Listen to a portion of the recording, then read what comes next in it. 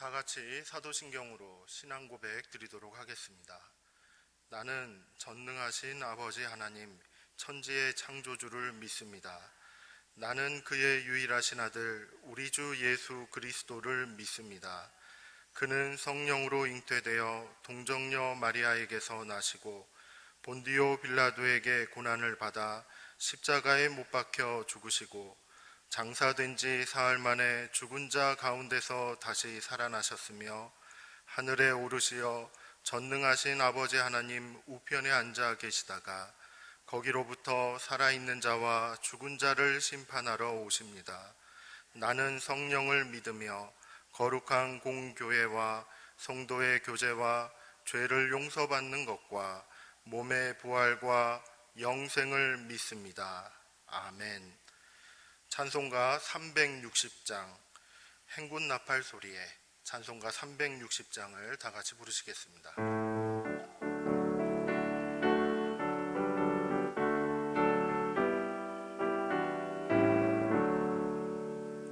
행군 나팔 소리에 주의 호령 났으니 십자가의 군기를 높이 들고 나가세. 선한 싸움 다 싸우고 의의 멸류관 받았으리라. 선한 싸움 다 싸우고 의의 멸류관 예루살렘 성에서 멸류관 받으리. 저 요단강 건너 우리 싸움 마치는 날 의의 멸류관 예루살렘 성에서 악한 마귀 권세를 모두 깨쳐버리고 승리하신 주님과 승전가를 부르세. 선한 싸움 다 싸우고 의의 멸류관 받았으리라. 선한 싸움 다 싸우고 의의 멸류관 예루살렘 성에서 멸류관 받으리. 저 요단강 건너 우리 싸움 마치는 날 의의 멸류관 예루살렘 성에서 달려갈 길 다 가고 싸움 모두 마친 후 주와 함께 기쁨을 용사들아 누리세. 선한 싸움 다 싸우고 의의 멸류관 받았으리라. 선한 싸움 다 싸우고 의의 멸류관 예루살렘 성에서 멸류관 받으리. 저 요단강 건너 우리 싸움 마치는 날 의의 멸류관 예루살렘 성에서. 아멘. 오늘 이 시간에 우리에게 주시는 하나님의 말씀은 디모데전서 6장 11절에서 21절까지의 말씀입니다. 신약성경 341면에 있는 디모데전서 6장 11절에서 21절까지의 말씀을 한 절씩 교독하도록 하겠습니다. 오직 너 하나님의 사람아, 이것들을 피하고 의와 경건과 믿음과 사랑과 인내와 온유를 따르며 믿음의 선한 싸움을 싸우라. 영생을 취하라. 이를 위하여 내가 부르심을 받았고 많은 증인 앞에서 선한 증언을 하였도다. 만물을 살게 하신 하나님 앞과 본디오 빌라도를 향하여 선한 증언을 하신 그리스도 예수 앞에서 내가 너를 명하노니 우리 주 예수 그리스도께서 나타나실 때까지 흠도 없고 책망받을 것도 없이 이 명령을 지키라. 기약이 이르면 하나님이 그의 나타나심을 보이시리니 하나님은 복되시고 유일하신 주권자이시며 만왕의 왕이시며 만주의 주시요 오직 그에게만 죽지 아니함이 있고 가까이 가지 못할 빛에 거하시고 어떤 사람도 보지 못하였고 또 볼 수 없는 이시니 그에게 존귀와 영원한 권능을 돌릴지어다. 아멘. 내가 이 세대에서 부한 자들을 명하여 마음을 높이지 말고 정함이 없는 재물에 소망을 두지 말고 오직 우리에게 모든 것을 후히 주사 누리게 하시는 하나님께 두며 선을 행하고 선한 사업을 많이 하고 나누어 주기를 좋아하며 너그러운 자가 되게 하라. 이것이 장래의 자기를 위하여 좋은 터를 쌓아 참된 생명을 취하는 것이니라. 디모데야, 망령되고 헛된 말과 거짓된 지식의 반론을 피함으로 내게 부탁한 것을 지키라. 함께 읽겠습니다.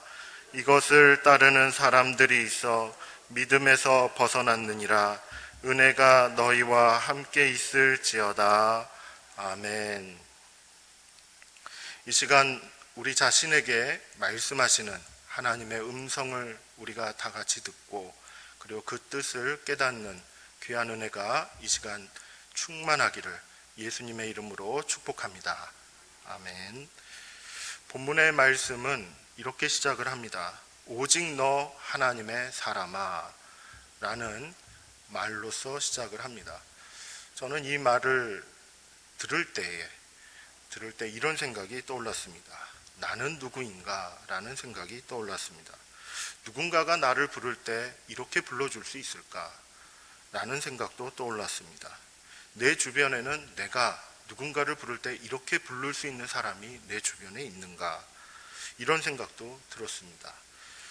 내 자신이 하나님의 사람답게 살아가고 있는지 다시 한번 돌아보게 되는 그런 첫 말을 이었습니다.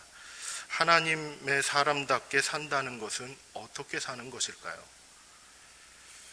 오늘에 있는 이 본문의 말씀을 묵상을 하면서 하나님의 사람이다, 그리고 하나님의 사람답게 사는 것이다, 어떻게 사는 것일까 다시 한번 생각해 보게 되었습니다.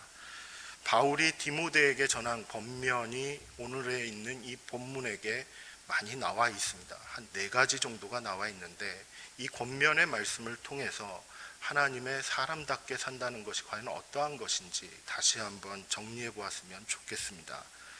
본문의 내용은 바울이 디모데에게 전하는 권면 4가지가 나타나 있습니다. 11절부터 12절까지는 피하고 따르고 싸우고 취할 것에 대한 권면이 나타나 있습니다. 그리고 13절부터 16절까지는 지킬 것에 대한 권면이 나타나 있는데 이 지킬 것에 대한 것은 2가지가 있습니다. 그 중에 첫 번째가 13절부터 16절까지에 나타나 있습니다. 그리고 17절부터 19절까지는 부한 자들, 부자들이죠. 부자들을 향한 권면이 나타나 있습니다. 그리고 마지막 20절에서 21절까지의 말씀은 지킬 것에 관한 2번째 권면이 이렇게 정리되어 있습니다. 이처럼 4가지 내용의 그런 권면을 하나하나 좀 살펴보면서 짧게 살펴보겠지만은 이 말씀들을 한번 같이 묵상해 보면서 하나님의 사람답게 산다는 게 뭘까? 내가 오늘 하나님의 사람답게 살아간다고 노력할 때 어떤 말씀을 지키면서 살아가면 좋을까? 이런 생각들을 가지고 한번 같이 말씀을 나눠보기를 소망합니다. 11절부터 12절까지의 그 말씀을 보면은 피하고 따르고 싸우고 취할 것에 대한 권면이 나타나 있는데 먼저 피할 것은 11절 말씀에 있습니다. 11절 말씀을 보면은 오직 너 하나님의 사람아 이것들을 피하고 라고 이야기하고 있죠. 무엇을 피하라는 이야기일까요? 3절과 10절 말씀에 보면은 이런 내용이 있습니다. 3절에 보면은 예수님의 말씀을 따르지 않는 것, 것에 대한 이야기가 나오고 10절 말씀에는 돈을 사랑하는 것에 대한 이야기가 나타납니다. 본문의 말씀을 묵상하다 보니 예수님의 말씀을 따르지 않는 그와 같은 사람들이 동시대에 살고 있었구나라는 것을 알 수 있었고, 그리고 이 디모데가 목회하고 있었던 에베소라는 이 도시에는 돈을 사랑하는 사람들이 참 많이 있었구나라는 것을 알게 되었습니다. 이와 같은 내용들을 따르지 말라라는 것입니다. 피하라는 것이죠. 그렇다면 따를 것은 과연 무엇인가 라고 했을 때 11절 말씀 하반절에 나타나 있습니다. 의와 경건과 믿음과 사랑과 인내와 온유를 따르며 라고 이야기를 하고 있죠. 이 의와 경건과 믿음과 사랑, 인내, 온유, 이와 같은 6가지의 내용은 무엇을 말하냐면은 바로 하나님의 사람이 갖고 있는 덕목을 이야기합니다. 삶의 자세를 이야기하고 흔히 말해서 미덕이라고 얘기할 수 있는 부분이죠. 즉 하나님의 사람은 단순히 믿음만 가지고 살아가는 사람이 아니라 삶 속에서 덕을 보여주는 사람이다 라고 이야기할 수 있습니다. 의라는 것은 무엇을 얘기하냐면 바로 공의로움을 이야기합니다. 이 말씀 속에서는 이 공의라는 용어가 2가지 부분에서 사용이 됩니다. 바로 예수님을 믿음으로써 얻게 되는 하나님의 의로움이라는 의미도 포함하고 있고, 또 하나는 무엇이냐면 의롭게 살아가는 삶을 이야기합니다. 즉 거룩한 삶을 이야기하는 것이죠. 하나님을 닮아가고자 하는 그와 같은 삶, 이것 또한 의다라고 이렇게 이야기할 수 있습니다. 그렇다면 경건이라는 것은 무엇인가 라고 했을 때 하나님과 함께 살아가고 있다라는 그런 마음가짐 또는 삶의 태도를 이야기하는 것이죠. 저 사람 참 경건하다라고 이야기를 할 때는 그 사람의 어떤 좋은 성품이 드러난다기보다는 하나님이 함께 하시는 그 같은 삶을 이야기하는구나 라고 정리할 수 있겠습니다. 즉 그 사람의 모습을 보았을 때 바로 하나님의 성품을 발견할 수 있는 그런 모습, 그것을 경건이라고 이야기하는 것이죠. 믿음은 하나님의 말씀, 하나님의 그 자체와 그리고 하나님의 말씀을 믿고 의지하는 그와 같은 태도를 이야기합니다. 사랑은 하나님께서 사람들을 위해서 행하신 것들 중에서 가장 큰 것이다 라고 이렇게 이야기할 수 있는데, 그 사랑의 모습이 바로 우리의 삶 가운데 이렇게 나타나야 된다는 것을 알려주는 것이죠. 인내라는 것은 불행이나 고난이 찾아오고 혹시라도 그와 같은 상황 속에 놓였을 때 흔들리지 않고 견디는 그와 같은 삶의 태도를 이야기합니다. 불행이나 고난이 찾아왔을 때 이것을 피하고자 어디론가 도망쳐버리는 그와 같은 모습이 아니라 그 가운데 있다 할지라도 끝까지 자리를 지키면서 하나님을 향한 마음, 그리고 주변에 있는 사람들을 사랑하는 마음들을 끝까지 지키는 태도를 이야기하는 것입니다. 온유함은 다른 사람에게 편안함을 제공하는 모습을 이야기합니다. 그리고 여유로운 자세로 사람을 대하는 태도를 이야기한다라고 정의할 수 있겠습니다. 이처럼 디모데에게 사도 바울은 권면하기를 의와 경건과 믿음과 사랑과 인내 그리고 온유함을 따르다라고 이렇게 이야기를 했는데, 이처럼 6가지 덕목이 삶 가운데서 잘 나타날 수 있도록 그리고 추구할 수 있도록 노력하라는 것을 의미한다라고 볼 수 있겠습니다. 한 사람이 이 6가지를 다 한꺼번에 할 수는 없을 것입니다. 하지만 매 상황마다 적용이 되는 그 같은 덕목이 있다라는 것을 우리가 다시 한번 생각해 보면서 오늘 우리에게 다가오는 여러 가지 상황 가운데 이러한 덕목들을 어떻게 적용해 가야 될지 한 번쯤 더 생각해 보면 좋겠다 정리할 수 있겠습니다. 그리고 3번째로 싸울 것에 대한 권면이 나타나 있는데, 12절 말씀을 보면 이렇게 이야기합니다. 믿음의 선한 싸움을 싸우라 라고 이야기를 하죠. 믿음의 선한 싸움, 여기서 싸움이라는 말은 무엇을 얘기하냐면 시합에서 이기기 위해서 노력하는 것을 이야기합니다. 그러니까 무엇인가 경주하고 있는 시합의 그 장소에 놓여져 있는 게 바로 믿음의 상태라는 것입니다. 예수님을 믿는다라는 것은 무엇인가 노력을 하게끔 되어 있다라는 것이죠. 믿음을 지켜가기 위해서 그리고 믿음이 성장하기 위해서 부단히도 노력하는 이와 같은 삶의 태도를 이야기한다라고 말씀드릴 수 있겠습니다. 믿음을 지키기 위해, 믿음이 성장하기 위해 애쓴다는 것이 있는데, 우리가 흔히 알고 있는 성경을 쓴다든지 그리고 말씀을 묵상한다든지 그리고 사랑하며 그리고 그 사랑으로 봉사한다든지 하는 이와 같은 모든 삶의 내용들이 믿음의 선한 싸움을 싸우는 그와 같은 내용이다라고 정리할 수 있겠습니다. 그리고 취할 것에 대한 이야기를 하고 있습니다. 취해야 될 것은 바로 무엇이냐면은 단어의 그 개념상으로는 꼭 붙잡아야 되는 것을 이야기합니다. 피할 것도 있고 따를 것도 있습니다. 그리고 싸워야 하는 것도 있습니다. 그런데 이것을 놓치면 안 된다라는 것입니다. 무엇을 놓치면 안 되냐면 바로 영생이라는 것입니다. 성경 안에서는 이 영생의 개념이 두 가지 부분에서 설명을 하고 있습니다. 하나는 무엇이냐면 끝없는 생명을 이야기합니다. 죽으면 가는 나라, 하나님 나라, 천국에서의 영원한 삶을 이야기하기도 하지요. 그리고 또 한 면은 뭐냐면 질적인 부분의 그런 영생을 이야기합니다. 이것은 이제 무슨 의미냐면 하나님과 함께 살아가는 삶입니다. 여기서 함께 살아간다는 것은 뭐냐면 하나님이 주시는 것을 받고 그리고 나도 하나님께 드릴 것은 드리고 하는 그런 교제하는 삶을 이야기하는 것입니다. 그래서 이러한 영생의 삶을 살아간다고 했을 때 하나님이 주시는 거룩함과 그리고 하나님이 보여주시는 사랑과 평안을 누리면서 사는 그와 같은 모습을 이야기하는 것이죠. 피할 것은 피하고 따를 것은 따르고 그리고 싸울 것에 대해서는 분명하게 말을 하고 있습니다. 여기에 대한 목표가 무엇인가 라는 것을 이 말씀을 통해서 우리는 확인할 수 있게 되는 것이죠.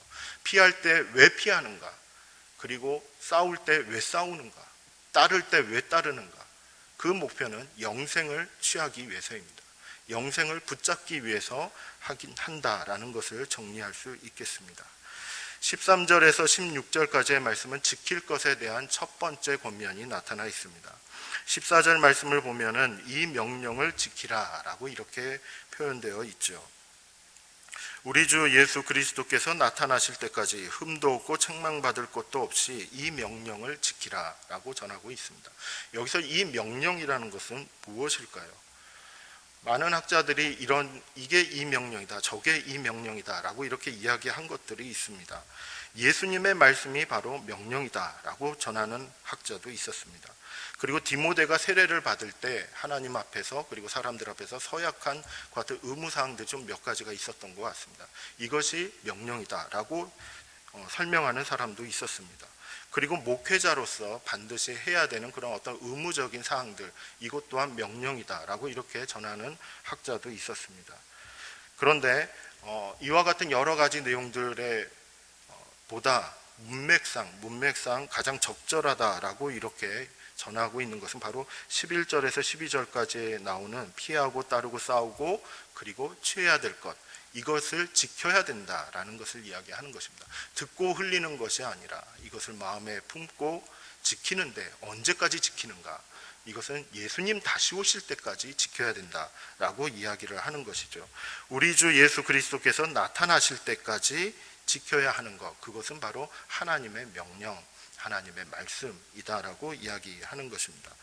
저는 이 본문에 있는 이 말씀을 묵상할 때 무엇을 생각하게 되었냐면 바로 예수님의 재림을 우리는 얼마나 의식하면서 살아가고 있는가라는 것을 다시 한번 생각해 봅니다.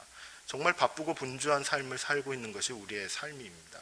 새벽부터 밤늦게까지 한시도 쉴 틈 없이 생각과 그리고 어떠한 여러 가지 일들을 처리를 해나가야 되는 것이 우리의 모습이죠. 그러다 보니 예수님이 언제 오실지, 이거 참 중요한 사실인데 이것을 한 번도 생각하지 못하고 지나갈 때가 참 많다라고 이렇게 생각이 들어졌습니다. 그렇기 때문에 우리가 기도하면서 때로는 예수님의 재림을 얼마나 의식하고 있는지 다시 한번 생각하며 따를 것은 따르고 취할 것은 취하는 그와 같은 삶의 모습을 우리가 견지하는 것이 필요하다라고 말씀드릴 수 있겠습니다. 11절부터 16절까지의 그런 이 두 가지 내용의 그런 권면의 말씀을 한 문장으로 요약해 본다면 이렇게 정리할 수 있겠습니다. 예수님께서 다시 오실 때까지 돈을 사랑하는 것을 피하고 예수님의 말씀을 따르지 않았던 것을 피하고 의와 경건과 믿음과 사랑, 인내와 온유함을 따르며 믿음의 선한 싸움을 싸우고 영생을 취하는 것을 지켜야 한다라고 이렇게 정리할 수 있겠습니다. 이어서 17절부터 19절까지 있는 말씀을 살펴보면 부자들을 향한 권면이 나타나 있습니다. 디모데가 목회했던 그 도시는 에베소였습니다. 그 에베소는 부자들이 많은 도시였죠. 그래서 교인들 중에도 부자들이 있었을 것이라고 예상이 됩니다. 17절 말씀에 보면은 부자들의 그런 태도에 대해서 이야기를 하는데 바로 교만하지 말아야 될 것, 그리고 재물이 가지고 있는 성격을 알고 있어야 된다는 것이죠. 재물이 가지고 있는 성격은 바로 정함이 없는 것이었습니다. 있다가도 없을 수 있는 것이 바로 재물이다라는 것이죠. 그래서 그 재물을 의지하지 말고 신뢰하지 말아야 된다라는 그런 태도를 이야기합니다. 그리고 더 적극적으로 해야 될 것은 후히 주시는 하나님, 그 하나님을 의지하고 바라보면서 나아가야 된다라는 것을 권면하고 있습니다. 18절 말씀에는 부자들이 어떻게 행동을 해야 되는지에 대해서 알려줍니다. 선한 사업을 많이 해야 될 것을 알려줍니다. 여기서 선한 사업이라고 얘기하는 것은 무엇인가를 일을 했을 때 그 이익이, 그 나오는 결과물이 누구에게로 돌아가느냐에 대한 부분을 이야기합니다. 바로 다른 사람들을 이롭게 하는 일들을 말하는 것이죠.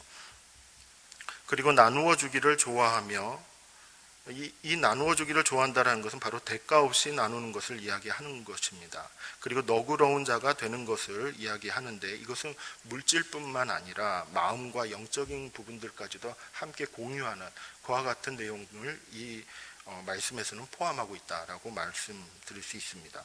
19절 말씀에는 이런 내용이 있습니다. 좋은 터를 쌓을 것에 대해서 말하고 있습니다. 여기서 터라는 것은 바로 보화를 얘기합니다. 보물을 이야기하는 것이죠.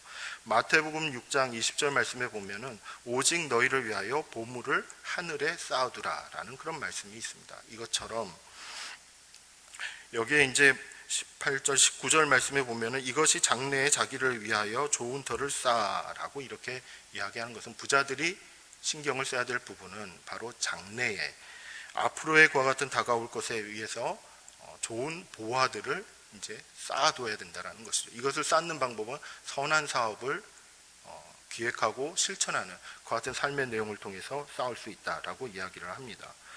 마지막 20절에서 21절까지의 말씀은 지켜야 할 것에 대한 두 번째 권면이 나타납니다. 20절 말씀을 보면은 내게 부탁한 것을 지키라 라고 이렇게 전하고 있죠. 여기서 내게 부탁한 것이라고 얘기할 수 있는 것은 바로 디모데에게 가르친 복음을 이야기한다라고 말씀드릴 수 있겠습니다. 건전한 교훈, 그리고 건전한 말씀을 이야기한다는 것이죠. 이렇게 전하는 내용은 배경이 있습니다. 바로 초대교회에서는 이단 교리와 싸움이 한창이었던 시절들이 있었다라는 것이죠. 오늘날도 마찬가지입니다. 예수님이 승천하신 이후에 복음을 지키기 위해서 끊임없이 그리고 치열하게 변론하고, 그리고 복음을 사수하기 위해서 예수님이 전해주신 그 모습들, 그런 말씀을 지키기 위해서 끊임없이 연구하고 싸우는 그와 같은 모습들이 있었습니다. 그런데 이처럼 복음을 지키기 위해서, 말씀을 지키기 위해서 하는 행동이 여기에는 나타나 있습니다. 무엇이냐면 바로 피해야 한다는 것입니다. 무엇을 피해야 되냐면 망령되고 헛된 말, 그리고 거짓된 지식의 반론들을 피해야 한다는 것입니다. 저는 이 말씀을 묵상을 하면서 유튜브가 많이 떠올랐습니다. 유튜브 안에는 떠돌아다니는 여러 가지 이야기들이 있습니다. 그 이야기들 가운데는 사람들의 생각들이 많이 담겨져 있죠. 그런데 상당히 편향된 지식도 있습니다. 건전하지 못한 교훈을 주기도 합니다. 교회를 흔들고 그리고 교회의 평안을 깨는 부분들도 없지 않아 있습니다. 그렇기 때문에 우리가 피해야 될 것이 무엇인지, 그리고 지켜야 될 하나님의 말씀이 무엇인지 잘 분별해야 되는 그러한 지혜가 있어야 될 것입니다. 말씀을 이제 마무리하도록 하겠습니다. 여러분, 오늘 하루는 어떠한 날이 되기를 소망하십니까? 바라기는 하나님의 사람답게 살아가는 하루가 되기를 소망합니다.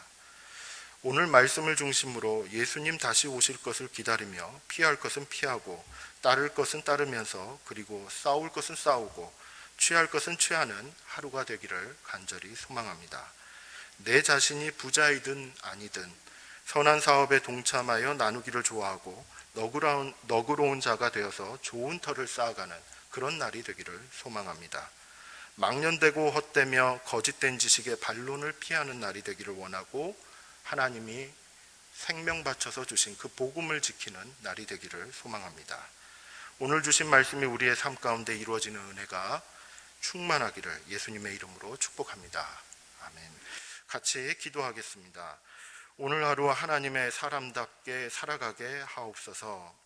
주님 다시 오시는 것을 바라보며 복음을 지키며 주의 말씀을 따르며 의와 경건과 믿음과 사랑, 인내와 온유함을 따르며 믿음의 선한 싸움을 싸우고 영생을 취하게 하옵소서. 선한 사업에 동참하여 나누는 삶이 있게 하옵소서. 오늘 만나는 사람들에게 여유를 가지고 편안함을 제공하는 날이 되게 하여 주옵소서. 함께 기도하겠습니다. 사랑과 은혜가 충만하신 아버지 하나님, 저희들의 심령을 다시 한번 붙드시고 하나님의 말씀 앞에 두게 하시니 감사드립니다.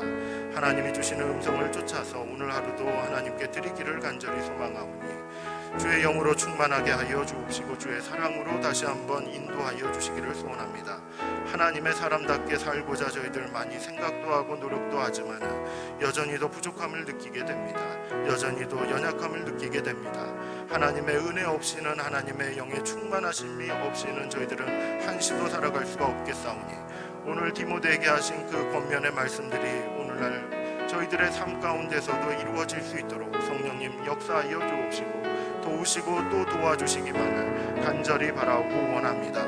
연약하지만은 주님만을 바라보기를 원합니다.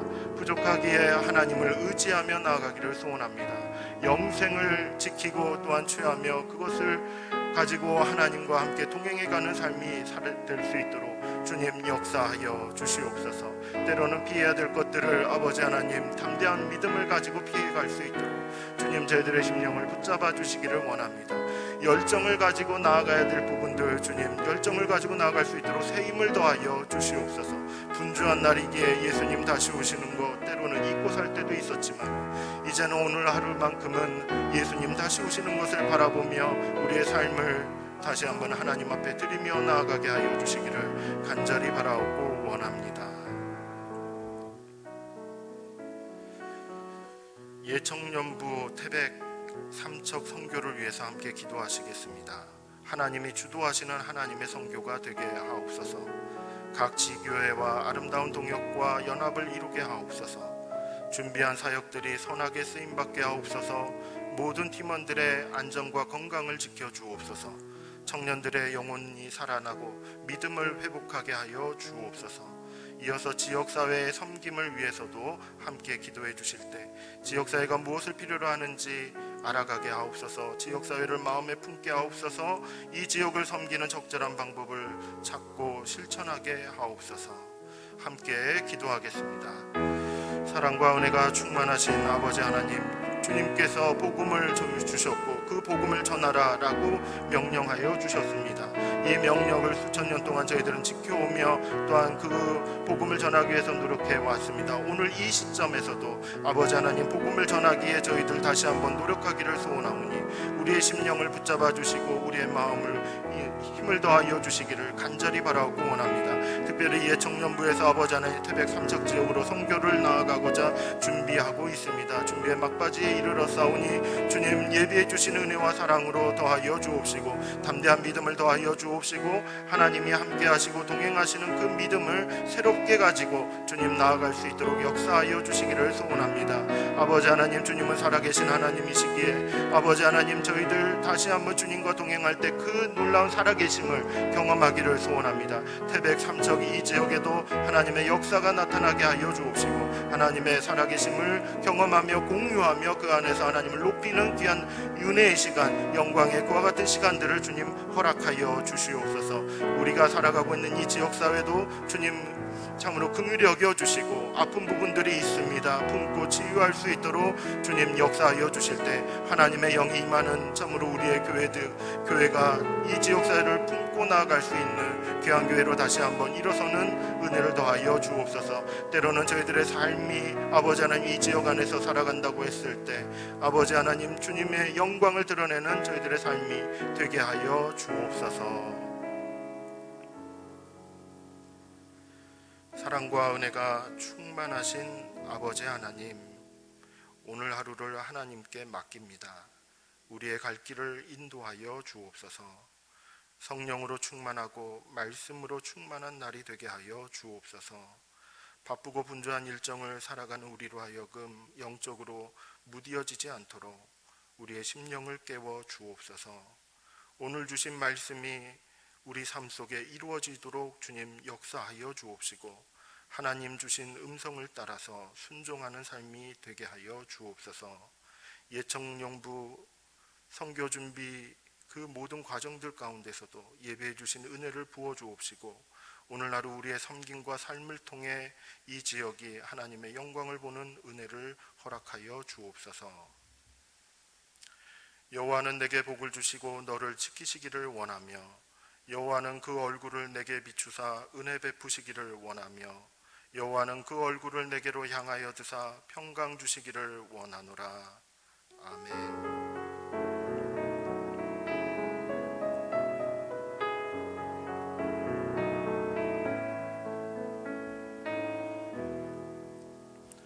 이제 개인의 기도 제목을 가지고 하나님 앞으로 나아가시겠습니다.